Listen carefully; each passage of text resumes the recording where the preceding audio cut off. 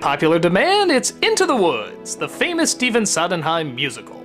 I actually saw this play in a theater appreciation class once. I remember thinking, wow, this is incredibly clever and really smart, but it's kinda not really my thing. I knew the music was great, and in many respects it was ahead of its time, throwing these twists on fairy tales that now seem to be everywhere, but it's not something I listen to over and over and over. However, I also never thought they would make a movie out of it because, well, it's one of the hardest adaptations you can do. On top of so many characters, there's a bunch of different tones and a lot of uncomfortable adult themes and a lot of dark elements that really wouldn't mix well with a movie-going audience that's looking more for a musical comedy in this kind of setup. Does it pay off? Well, let's look at the story. Or stories, I should say.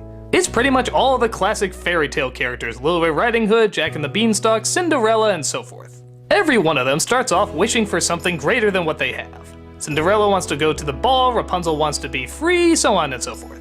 A good chunk of the focus is on the baker and his wife, who just want to have a child. But a crazy witch, played by Meryl Streep, comes in and lets them know that the reason she can't have a child is because she cursed them, because of a terrible act the baker's father did years ago. In order to relieve the curse, they have to get all sorts of various items that tie into the other fairy tale characters, and in a very short amount of time. Everybody's running around singing songs, trying to get their goals done, and when everything seems resolved and fixed, it turns out we're only at the halfway point. Suddenly, all their achieved goals and happily ever afters, it turns out, isn't what they were looking for, or didn't turn out like they expected. Thus, the second half of the movie is actually trying to pick up the problems of the original problems that they had in the first half. Kind of a strange story layout for a movie, huh? Especially one that's based on a 2.5-hour musical. And that is the film's biggest problem. This is obviously meant for a Broadway crowd. With a Broadway audience, you know there's gonna be an intermission. So when you get to the halfway point and it looks like everyone's gonna live happily ever after, it's really funny to hear the narrator say, "End of part 1." With a movie, however, you're thinking it's really going to end and you're gonna go home soon, and then you're sort of disappointed when you find out there's at least 45 minutes left. I remember at that point a lot of people were checking their watches saying, good lord, how long is this movie? And the irony is, I actually liked the second half more than the first half, despite the fact that they cut a lot out. But again, I can see why. It's a movie-going audience, and this is really tough to keep people's attention when it's set up like this. This either needed an intermission or needed to be 2 movies, and honestly, I can't see that happening in this day and age. Not with Into the Woods.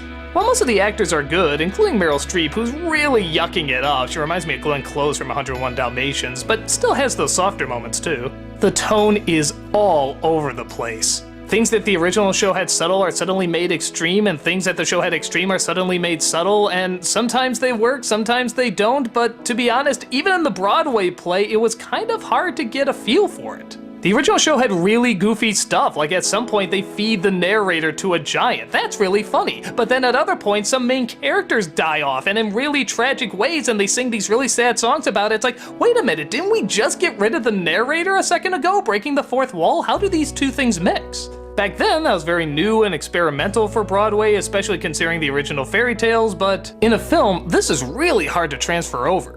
In fact, a lot of the comedy is sucked out to replace it with a lot of really heavy adult elements, like abandonment issues, adultery, separation anxiety, mommy and daddy issues, death of a pet, death of a family member, death of a friend, responsibilities of husband and wife. Don't get me wrong, the original musicals had these undertones with the Big Bad Wolf and Little Red Riding Hood, but good God, Johnny Depp in this version? They take those undertones and turn it into holy shit in your face, how could this be mistaken for anything else overtones?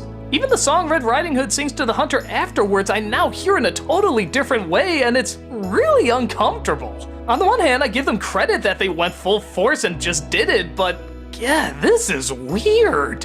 So hearing all this, you probably think I really don't like the movie, and yeah, on the whole, I don't think it works and didn't quite come together, but at the same time, it is such a tough adaptation. And as someone who did find the show interesting, I don't regret seeing it because I wanted to see how they were going to try and do a lot of this. And some of the choices are very clever. I really like the visuals when you see Red Riding Hood and the grandma in the wolf's stomach. That was really creative. I love the way the atmosphere really captures the characters' emotions in the second half, which is strange because the first half that has all the giants and running around and fantasy stuff is actually played very safe. Not that much grand creativity, it's mostly just done in medium shots. But even then, there's some things that work. Like I remember there's a song where Cinderella's trying to think about what to do and they actually freeze time. That was a cool effect. There's another great shot when Johnny Depp howls like a wolf and we get this cool silhouette. I really wanted more of those, but for the couple that we got, it wasn't that bad. The real star of the movie is the music. I think that is one of the advantages to the film being so straightforward in the way it's shot, is that it allows the music to really excel. You're not really being distracted by all these crazy visuals being thrown at you, you're constantly listening to the nice melodies and the clever lyrics. And like I said, even though the second half has a lot of the songs cut out, they still sound pretty nice. I was really shocked at how well Meryl Streep did with some of the slower songs. I know she doesn't always get the pitch or the notes right, but I don't know, I thought she sounded it okay. In between all the other goofy scenes she has, of course. So would I recommend it? Only if you're curious to see how the Broadway show is adapted, because it is neat to check out. If you're curious about the choices they make or what they leave in or take away, it's neat to see as an experiment. But if you're looking for a completed work that masterfully mixes the complex with the simple, this doesn't quite balance out. I'm glad I saw it, but more just to see how they did it. It's by no means awful, and I appreciate a lot of what they tried to do, and I'm happy at the moments when it really did succeed. But it's definitely a mess, and to its credit, I don't know how I would fix it. Do you cut out more? Do you add more? Do you make it more visually interesting? Or do you play it down even more so the music shines? It's all over. I don't know if this musical ever can properly be turned into a good film, but it was a valiant attempt. And sometimes I don't mind checking those out. If you're in the right mood or just a little curious, give it a chance and see their best effort.